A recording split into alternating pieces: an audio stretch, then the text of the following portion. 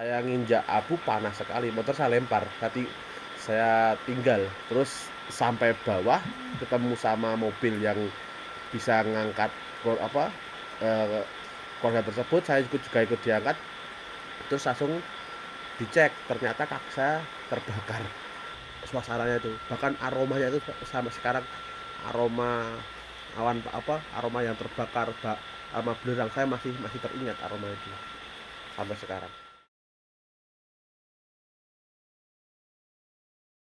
Malam Mas Pandu. Malam Mas Haris. Ya, apa kabar ini? Baik baik. Sudah lama kita nggak jumpa. Iya Mas Haris. Sekian lama. Betul. Mungkin teman-teman yang ada di balik layar ini yang nonton mungkin belum kenal Mas Pandu. Bisa diperkenalkan dulu Mas Pandu itu warga mana, tinggal di mana, dan sekarang kegiatannya apa? Ya kalau saya itu nama saya Pandu, pertama nama saya panggilan saya Pandu. Eh, saya tinggal di Pakem, tepatnya di selatan Merapi ya, lereng selatan Merapi. Dan kegiatan sekarang ya karena sekarang Desember 2020 masih aktivitas Merapi masih dianggap dalam tingkat siaga level 3 ya, saya tergabung di dalam PSR Palang Merah Indonesia Kabupaten Sleman, sehingga kegiatan saya adalah juga ikut memantau dan melakukan kegiatan ya apa yang diagendakan di PMI. Kalau apa? Sekarang kan sudah aktif menjadi relawan. Itu sebelumnya tahun berapa mulai aktifnya seperti apa dan di tahun berapa? Saya tergabung jadi relawan itu malah pasca erupsi 2010. Jadi setelah erupsi ya, bukan sebelum erupsi saya jadi relawan, tidak. Tapi malah saya itu direkrut jadi relawan, jadi ke dalam Palang Merah Indonesia sebagai TSR atau tenaga sukarela itu setelah erupsi 2010, kurang lebih itu tahun 2011 saya masuk ke dalam TSR. Berarti waktu itu 2006 nggak itu ya, belum ya? Masih SMP. Oke. Di tahun 2010 itu kan tergolong Merapi itu kan cukup besar ya Merapi. Ada cerita yang mungkin bisa dibagikan bagi teman-teman di luar Jogja atau mungkin yang suka melihat Gunung Merapi dari sisi kacamata Mas Pandu ini sebagai mungkin kita bilang warga lereng Merapi dulu ya, karena kalau konteks relawannya nanti kita bahas lagi. Kalau kejadian 2010 itu ya posisinya saya itu sebagai warga lereng Merapi, bukan tergabung di dalam kelompok relawan manapun. Jadi ketika kejadian erupsi, posisi saya masih pulang kuliah, ya spontan saya langsung bersama ayah saya naik ke tempat kejadian. Tapi itu kejadian ya saya masih ingat itu jam-jam 7 kurang 7 malam, jam-jam 7 jam-jam 7 malam, Tanggal berapa itu? tanggal 26 Oktober, hari pertama itu. Terus saya baru naik ke lokasi jam-jam 8 bersama ayah ya. Terus malah kita mengevakuasi satu korban, langsung dilarikan ke Panti Nugroho rumah sakit untuk dapat pertolongan. Tapi ya dapat info memang nggak tertolong karena korban terkena awan panas, jadi meninggal. Ada rasa takut atau seperti apa sih waktu pertama kali melihat letusan? Ya ketika kejadian spontan langsung naik ke atas untuk ya ada kita sama-sama warga lereng Merapi ya saling menolong itu. Terus udah kejadian sampai lokasi kejadian abu sudah tebal ya memang ya ada rasa takut karena untuk saya sendiri baru pertama kali merasakan dampak erupsi yang besar sampai pada tahun 2010 kemarin. Ada momen eh, bener-bener rasa takut itu muncul itu pas ketika apa? Nah, itu kan habis nolong yang pertama kan saya akhirnya naik lagi sampai ke Kinaharjo. Di Kinaharjo itu kan yang ketika itu Mbah Marijan almarhum kena awan panas itu kan. Nah, malam itu kita mengevakuasi warga-warga yang kena kurang lebih banyak.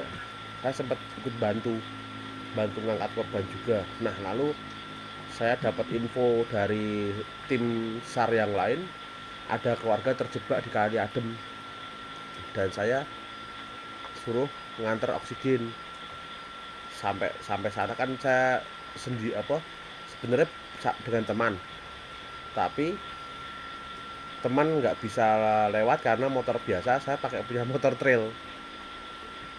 Akhirnya bisa sampai atas sendiri. Nah, pikir saya tuh sendiri. Saya sudah takut juga karena ketika mulai naik kok abunya mulai panas sudah. Saya beranikan naik karena di situ ada jejak mobil. Yang jadi pikiran saya adalah memang tugas saya adalah mengirim oksigen, butuhnya oksigen.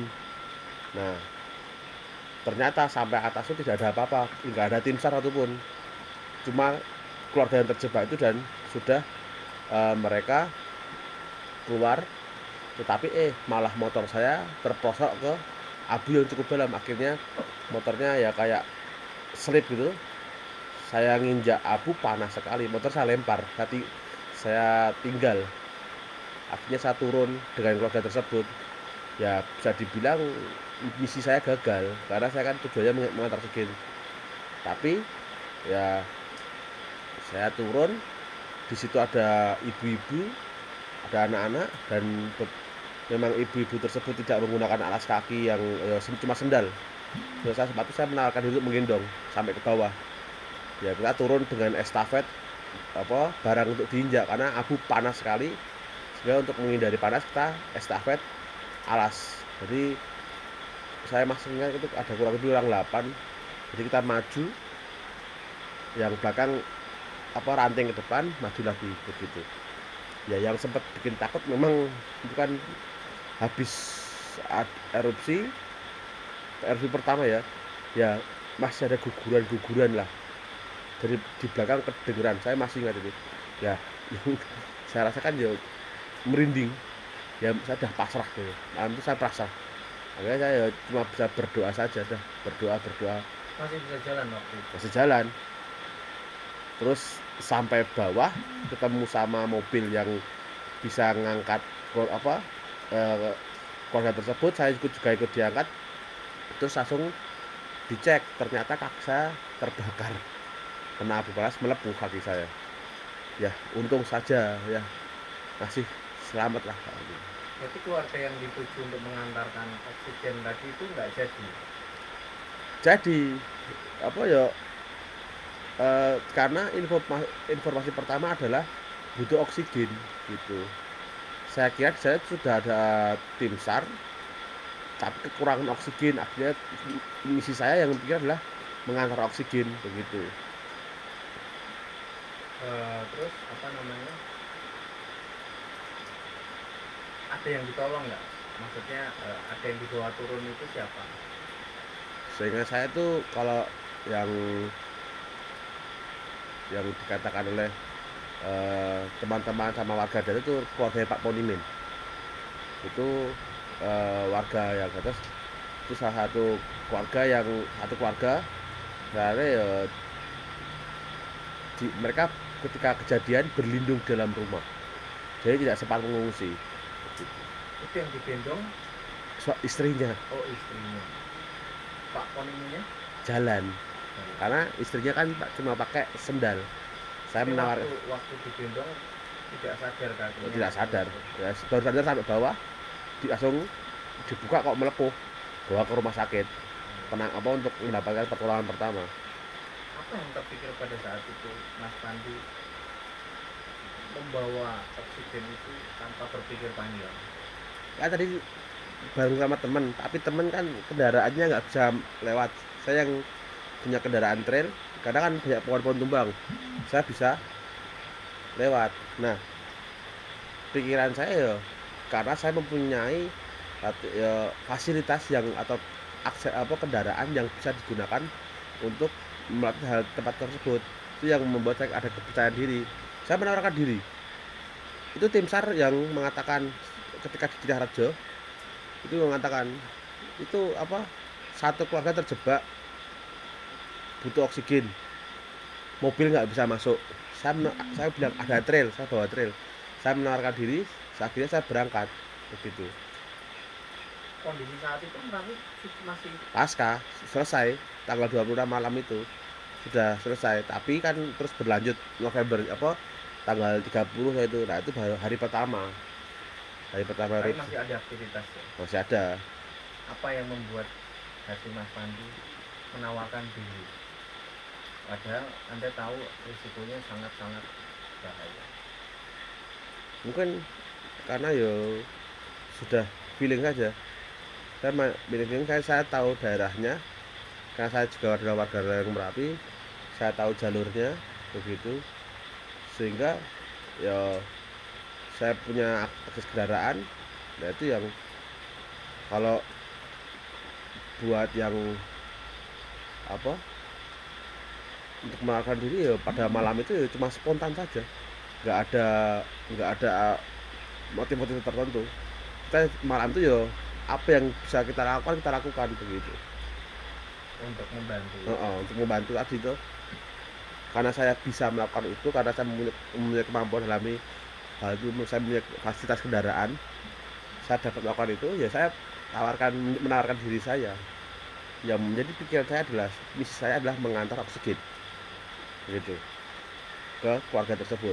Ternyata saya pikir saya ada tim SAR tadi, saya nggak kepikiran kalau saya tidak ada tim SAR ternyata begitu.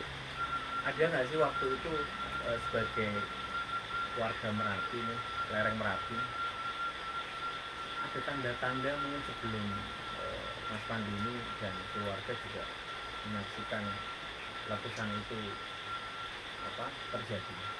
Sebelumnya apakah ada tanda-tanda gitu? Ya kalau tanda-tanda yang karena kita sekarang teknologi ya, memang ya kita mantau pada waktu itu 2010 kita mantau lewat pantauan seismik menggunakan hidrologi HT, sinyal HT. Itu memang dikatakan aktivitasnya naik. Itu untuk secara teknis.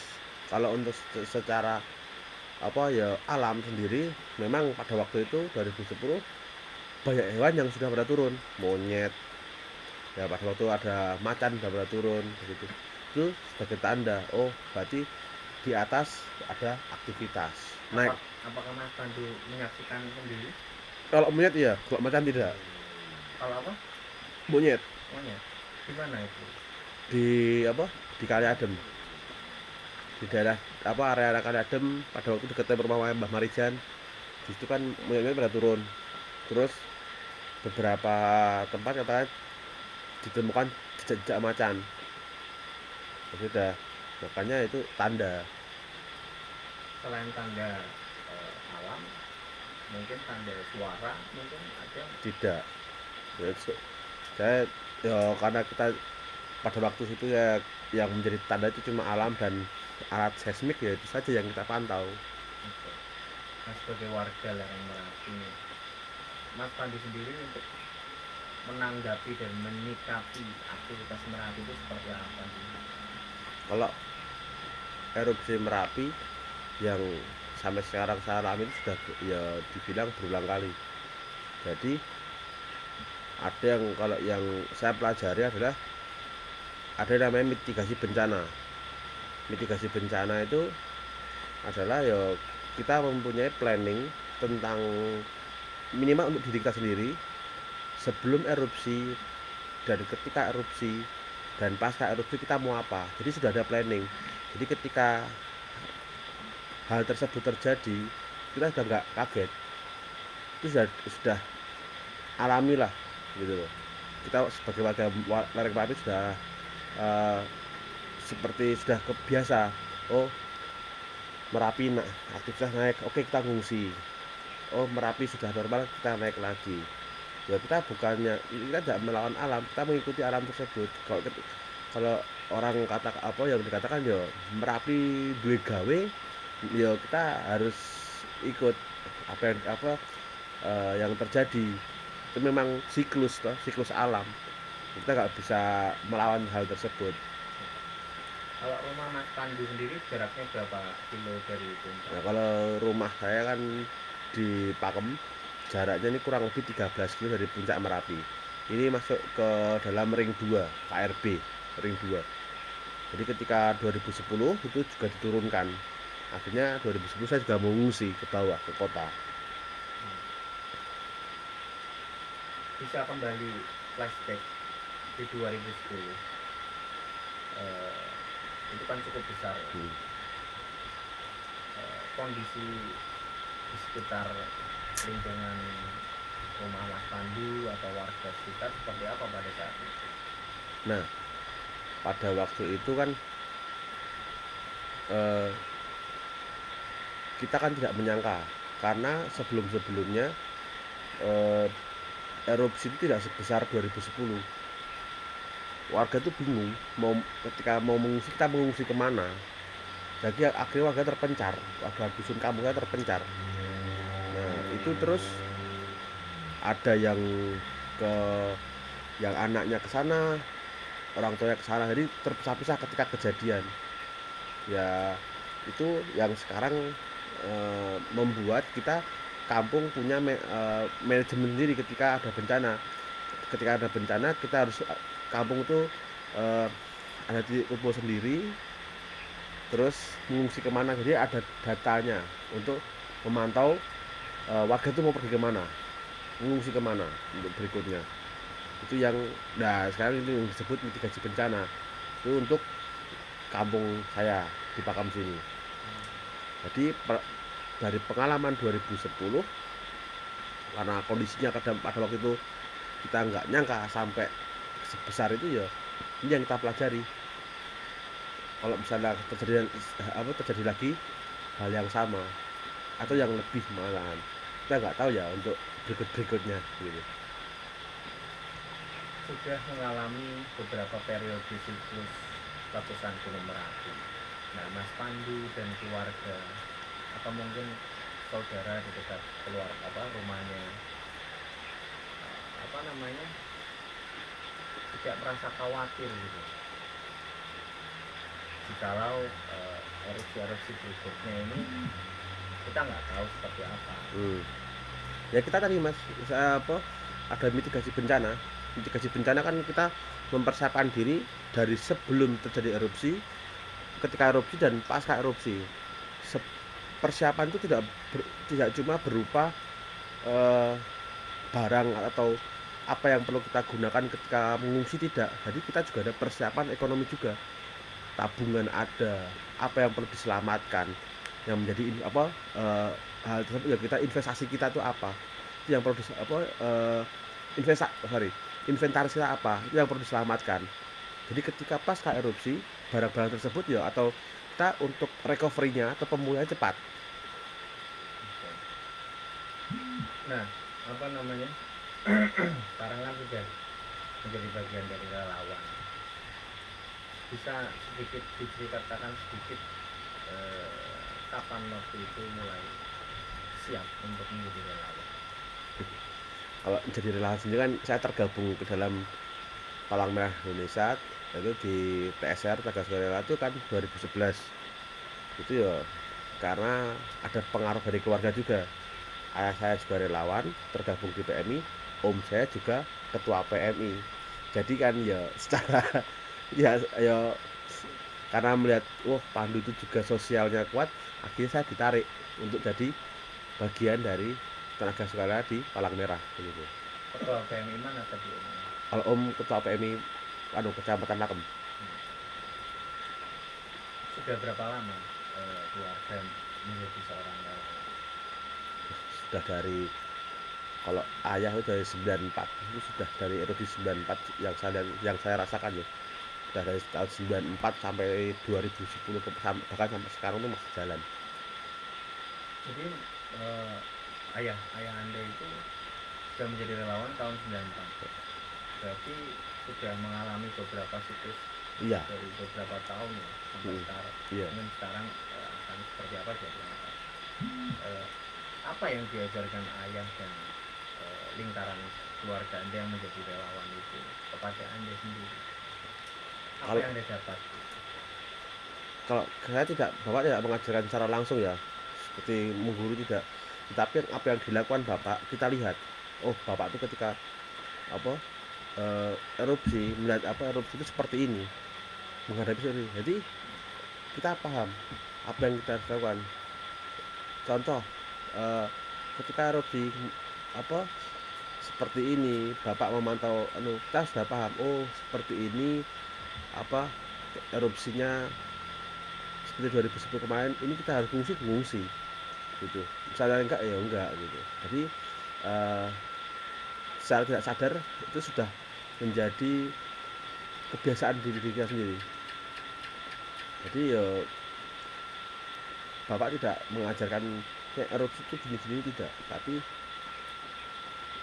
yang Bapak lakukan untuk menghadapi erupsi, menangani sebelum erupsi, ketika erupsi dan pasca erupsi, kita akan melihat. Ya, itu yang kita pelajari. Pengalaman yang membuat Anda sendiri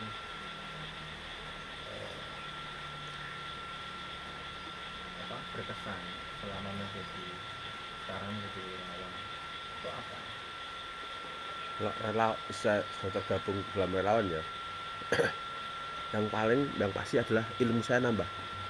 Ilmu tentang mitigasi bencana itu saya nambah. Saya mendapat pengetahuan dari pakar-pakarnya yang benar-benar pakar tentang gunung apian ada. Jadi kita ada sharing pastinya. Jadi untuk menghadapi erupsi yang akan datang, kita lebih siap lagi.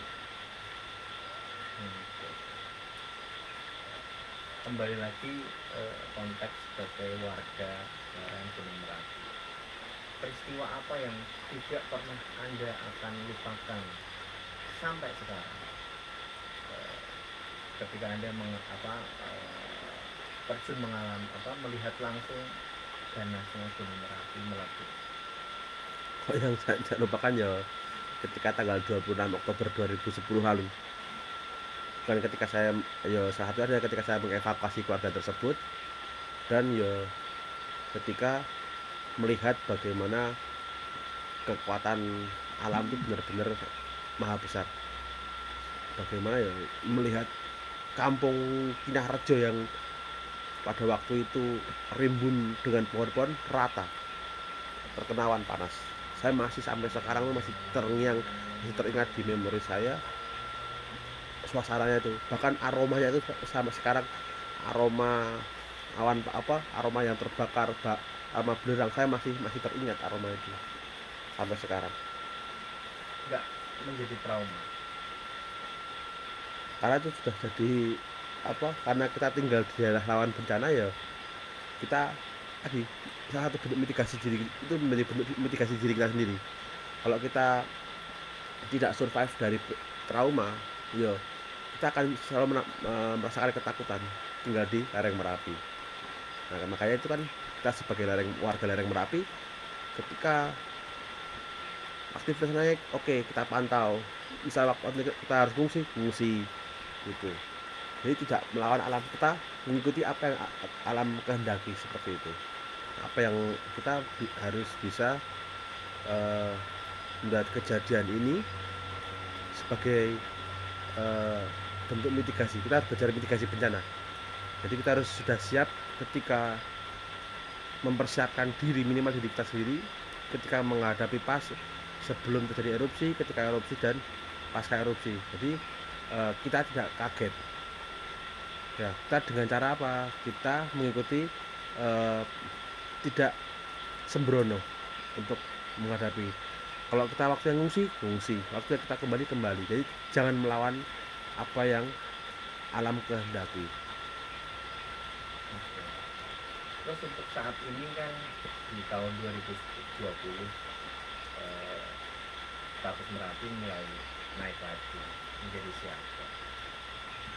Apakah persiapannya sama dengan yang sebelumnya atau ada hal khusus yang disiapkan saat ini? Mas Pandu sekarang sudah menjadi relawan PMI dan ayah dan mungkin teman-teman yang lain. Kalau untuk persiapan ya, untuk terlebih kalau untuk diri saya dan keluarga, pastinya eh, Ditambah ini lagi COVID ya. ya. Kalau untuk keluarga sendiri ya, untuk keluarga pastinya kita melihat kejadian 2010 lalu.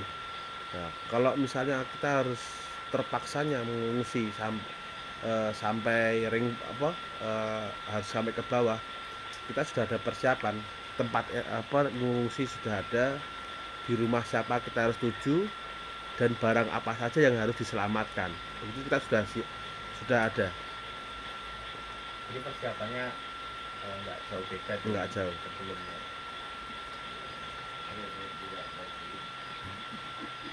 Apa lagi ya?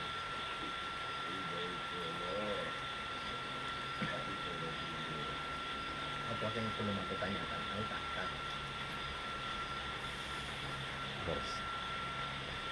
Oke. Mas Pandu kan waktu itu 26 besar ya. Oktober itu sudah besar ya. Nah, baru yang pertama. Letusannya pertama sudah besar. Menyaksikan ya korban-korbannya. Itu kan tadi sudah itu. Saya sempat mengevakuasi korban-korban di Kinarjo. Nah, itu kan jadi tanggal 26 itu setelah saya naik turun mengevakuasi korban yang pertama, terus saya naik lagi sampai di atas, saya ketemu dari banyak Naik tim itu kemana? ke Kinarjo. Saya ketemu banyak relawan dari tim SAR, terus dari Polda DIY. Nah, dari Polda DIY. Nah, terus itu sekitar kurang lebih jam 10-an malam. Nah, itu saya terus bantu beberapa korban yang mengevakuasi korban yang terkena awan panas untuk dievakuasi, dimasukkan ke kantong mayat, terus dibawa ke pada itu Sarjito, seingat saya. Waktu itu kan Anda belum menjadi relawan ya? Belum. Bagaimana rasanya Anda melihat korban? Bukan rasa ya, apa ya? Apakah ya sebagai saya pribadi juga pasti akan takut ya melihat kondisi mayat jenazah seperti itu. Ada rasa takut memang ya, tapi karena kita sudah di lapangan ya, tadi saya sebagai warga lereng Merapi, bagaimana menolong saudara saya yang di sebelah atas ya, saya melihatnya ya secara ya, kita harus memberanikan diri. Tadi sempat Mas Pandu cerita di satu waktu itu pernah menyelamatkan satu orang tapi tidak tertolong. Itu bisa dengan ayahnya ya? Oh Pak, nggak ngerti Pak. Saya tahu be, lagi wawancarai lho. Oh iya. Kat mau lho, ora krasa apa piye? Rasa apa? Akhirnya nek kan dari Ulangi Riz. sayur, malu. Kat. Itu apa namanya? Tadi sempat bercerita menyelamatkan satu orang korban tapi tidak tertolong. Itu kondisinya semencekam apa sih sampai harus terburu-buru? Ya itu. Jadi kan itu kan pas sekitar jam 8 itu setelah erupsi. Jadi saya dengan ayah saya itu memutuskan untuk naik ke atas ke Kinarjo. Nah, sampai pertigaan Ngerangkah itu ketemu beberapa relawan yang menggotong korban tersebut. Kondisinya dalam waktu itu masih dibilang masih hidup. Nah, mau nggak mau kita harus larikan ke rumah sakit, tapi sampai bawah nggak tertolong begitu. Memang karena sekujur tubuhnya terkena awan panas. Saya masih ingat sampai sekarang tuh masih teringat karena saya bantu menaikkan ke atas mobil. Ada rasa kecewa atau seperti apa? Yuk, akhirnya ya kayak kita meninggal gitu.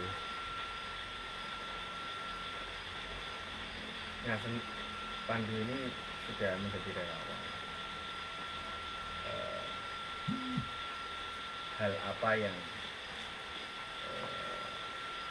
terus menjadi motivasi Anda untuk siap kapan saja untuk membantu orang? Ya, karena memang itu ya gimana ya, sudah menjadi sebuah kebiasaan ya. Kebiasaan saya harus menolong sesama. Terlebih di kejadian bencana. Oh, saya itu sudah secara tidak langsung akan hati saya tergerak. Oh, di sana terjadi bencana, saya harus menolong. Itu karena sudah saya biasakan dari dulu, harus dibiasakan untuk peka tadi, untuk peka kepada sesama. Itulah yang menjadi motivasi saya untuk tetap jadi relawan.